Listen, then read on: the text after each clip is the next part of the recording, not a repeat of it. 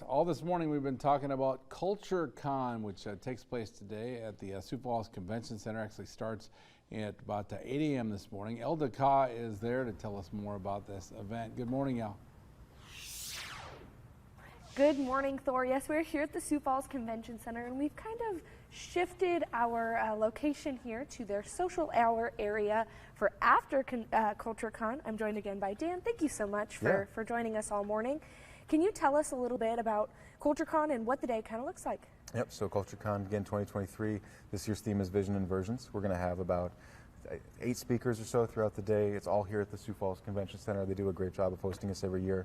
And then after we go through that day, again, we're talking about community culture, workplace culture, what people are doing with their organizations or their teams. Excuse me. And then we're also going to be talking about some of the things that we've been doing as a business, as a team.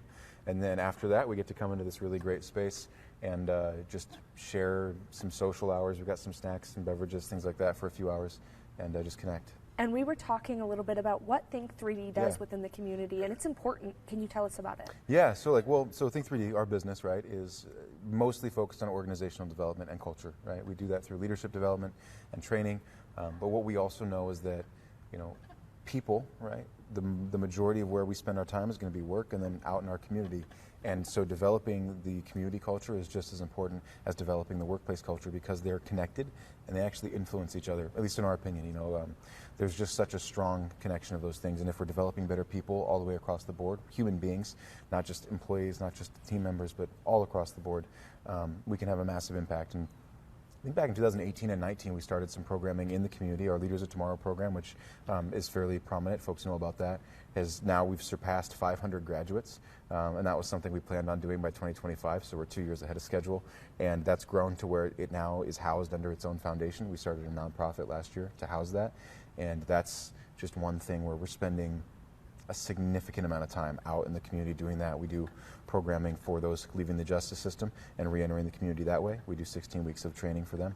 And we also do that for students at 3 of the high schools in town. And so for us, it's just as important to do as much work to impact the community, because if my community is elevated, if there's better leaders in my community, if there's better people in my community that are also entering my workspaces, everything around us gets better. And so for us, it's important to make that investment. That's part of the reason why we do this, is because we can share that with people, and then we can get other people who are doing the same to come to Culturecon and talk about it.